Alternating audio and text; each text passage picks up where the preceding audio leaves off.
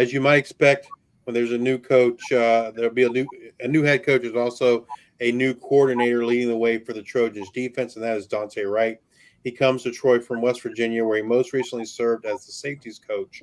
What style of defense can we expect to see from Coach Wright? I mentioned that synergy.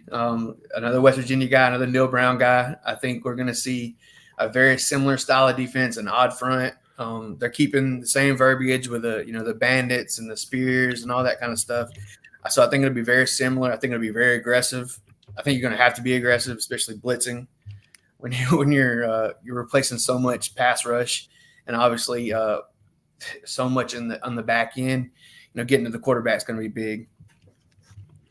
So moving on to the personnel that will run Coach Wright's defense in 2023, this defense was 3rd in the nation in sacks, 10th in the nation in points allowed per game.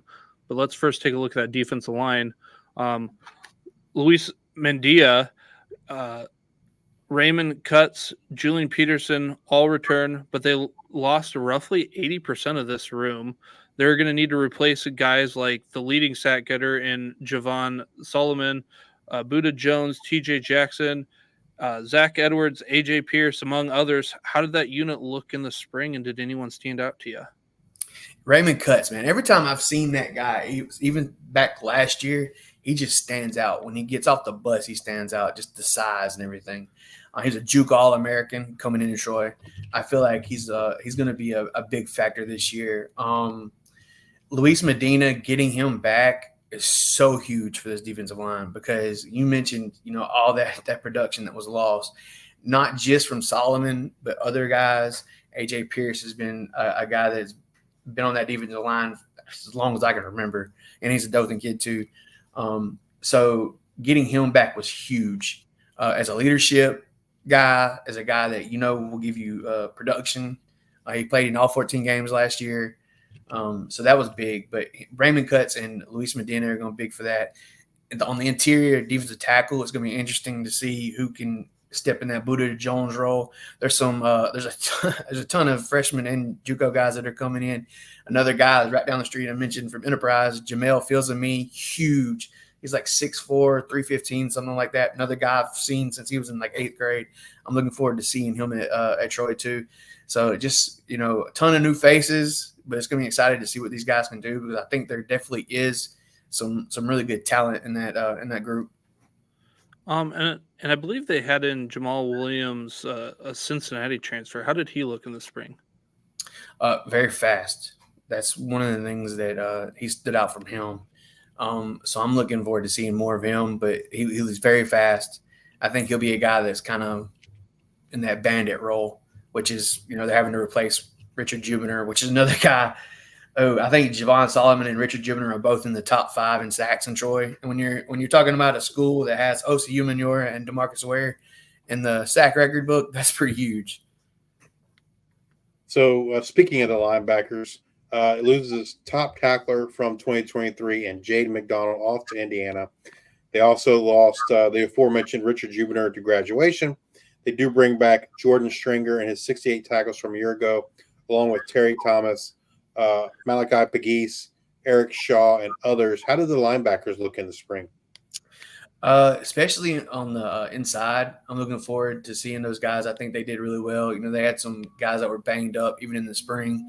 Stephen Catledge, he's another guy like Raymond Cutts that he stands out when he just gets off the bus. He's a huge guy.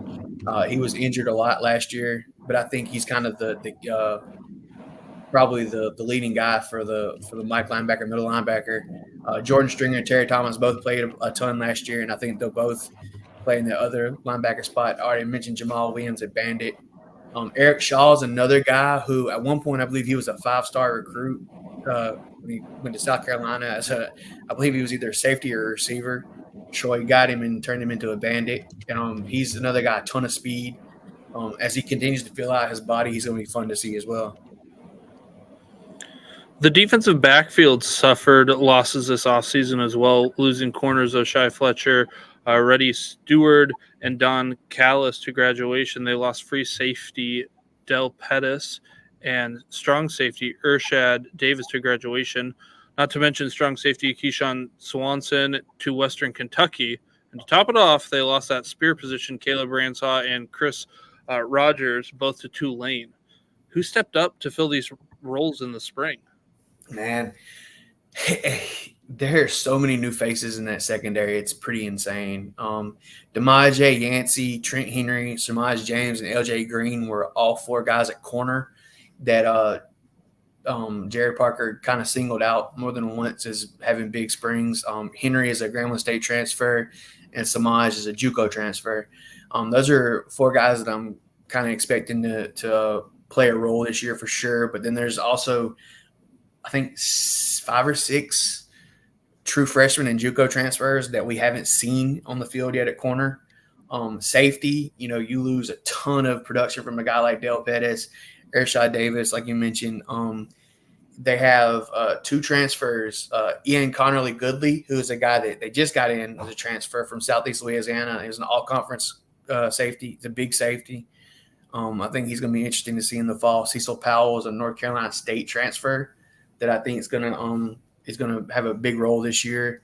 At Spear, they have 2 guys, Jordan Perry, a Kansas State transfer, and Devin Lafayette, Northern Illinois transfer. So I think those 2 guys will probably battle for that spot at Spear. Jordan Perry is a big guy, 6'2", 200. I think Lafayette's probably the same size too, but they both have good speed as well, which, Spear, for those that really don't know, that's kind of a hybrid linebacker safety spot. I think some schools call them rovers, things like that. So having speed as well as that size to be able to get down and play on the run is big. So you mentioned all the different guys and some guys that we haven't seen yet. How did that unit look overall, cohesively together? They had some flashes, like those guys at corner that I mentioned. Not just Jared Parker was singling them out, but I believe Trent Henry had, I think, maybe 2 interceptions in the spring game. So they definitely had flashes. Obviously, they're a new group. They're having to gel together just like the offensive line. Especially that communication with the safeties in the back end is going to be something that's really big in the fall. If you had to pick a defensive player to have a breakout type season in 2024, who would that be? Either Steven Catledge or Raymond Cutts. I'm expecting big things from both of those guys. I mentioned that they pass that eye test when you see them. I think they're both going to have big years this year.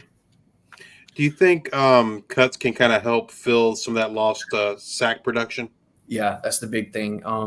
It's hard to come in and try to replace 16 sacks, which came from one guy, but I think he's definitely going to be able to produce for these guys as a pass rusher. That was kind of his specialty in JUCO level. 1, 2, 3, 4. Here's to the school we love. We're coming for